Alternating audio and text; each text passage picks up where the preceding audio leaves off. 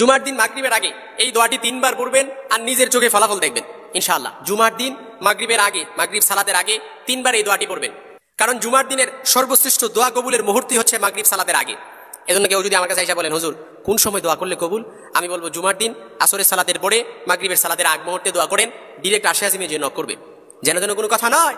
এই যে জুমার দিন আসছেন, এত সুন্দর একটা দিন, সপ্তাহের শ্রেষ্ঠ দিন, সাইয়্যিদুল আইয়াম, leader of the all days in the week, সপ্তাহের 7টা দিনের সাইয়্যিদ নেতা হচ্ছে আজকের এই জুমার দিন। ফিহি খুলিকা আদম ওয়া উদখিলাল জান্নাতা ওয়া উখরিজা মিনহা। এই জুমার দিন আল্লাহ তাআলা সাইয়েদনা আদম আলাইহিস সালামকে সৃষ্টি করেছেন। এই জুমার দিনে আল্লাহ তাআলা সাইয়েদনা আদম আলাইহিস সালামকে জান্নাতে প্রবেশ করিয়েছেন। আবার এই জুমার দিনে সাইয়েদনা আদম আলাইহিস সালামকে আল্লাহ তাআলা জান্নাত থেকে বের করিয়েছেন। এই জন্য জুমার দিন আল্লাহ তাআলার কাছে আসমানের নিচে জমিনের উপরে সর্বোৎকৃষ্ট দিন হচ্ছে জুমার দিন। এই জুমার দিনে আসরের পরে মাগরিবের সালাতের আগ মুহূর্তে এই দোয়াটা যদি 3 বার পড়তে পারেন, নিজের চোখে ফলাফল দেখতে পারবেন। এখন বলবেন হুজুর কি ফলাফল দেখতে পারবো, ওইটা একটু বলে দেন। কি ফলাফল দেখতে পারবো ওইটা একটু বলে দেন। ফর এক্সাম্পল, আপনি দোয়াটা পড়ছেন, আপনার ব্যবসায় বরকত হচ্ছে না, এই জন্য পড়ছেন ব্যবসায় বরকত হবে।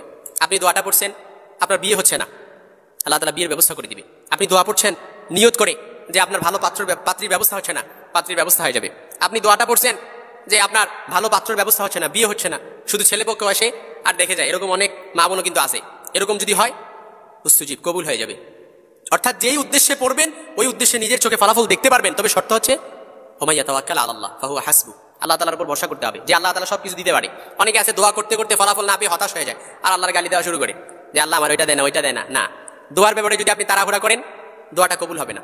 মালাম ইয়াস্তাজিল, অর্থাৎ বান্দা যদি দোয়ার ব্যাপারে তাড়াহুড়া করে ওই দোয়াটা আল্লাহ তাআলা কবুল করে না। এজন্য দোয়া করতে থাকেন, অবশ্যই আল্লাহ তাআলা দোয়াটা কবুল করবে। ইমাম ইবনুল কাইয়্যিম রাহিমাহুল্লাহ উনি লিখেছেন, বান্দা যখন আল্লাহর কাছে মুনাজাত করতে থাকে, বান্দা যখন আল্লাহর কাছে চাইতে থাকে, চাইতে চাইতে সে যখন ক্লান্ত হয়ে যায়, তবু আল্লাহ তাআলা তার দোয়া কবুল করে না। এর মানে হচ্ছে আল্লাহ তাআলা তার দোয়াটা কবুল না করার অর্থই হচ্ছে আল্লাহ তাআলা তার কণ্ঠটা বারবার শুনতে চান। সুবহানাল্লাহ বলতে পারলেন না? আল্লাহ তাআলা তার কণ্ঠটা বারবার শুনতে চান, এই তার মানে হচ্ছে এটা। এই জন্য দোয়া কবুল না হলে বুঝবেন আল্লাহ আপনাকে পছন্দ করে বিদায় আপনার দোয়াটা হয়তো দেরি করে কবুল করতেছে, বাট দোয়া কবুল করবে।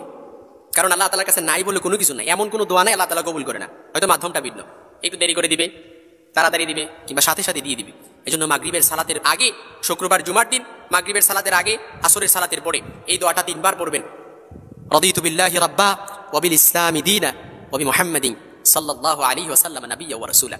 এই দোয়াটাও 3 বার পড়তে পারেন। তবে আরেকটা আরো উত্তম একটা দোয়া, যেটা সবাই পারি আমরা, এখানে এরকম কেউ নাই যে শিখতে হবে নতুন করে, সেটা হচ্ছে ইস্তিগফার। আস্তাগফিরুল্লাহ আল্লাযী লা ইলাহা ইল্লা হুয়াল হাইয়ুল কাইয়্যুম ওয়া আতুবু ইলাইহি লা হাওলা ওয়ালা কুওয়াতা ইল্লা বিল্লাহিল আলিয়্যিল আযীম। এই দোয়াটা 3 বার পড়বেন। যে ব্যক্তি এই দোয়াটা পড়বে আল্লাহ তাআলা তাকে এমন ভাবে এমন কিছু দিয়ে দিবে, সে সন্তুষ্ট হয়ে যাবে। ওয়ায়ুমদিদুকুম বিআমওয়ালিন ওয়া বানিনা ওয়া ইয়াজআল লাকুম জান্নাতিন ওয়া ইয়াজআল লাকুম আনহারা।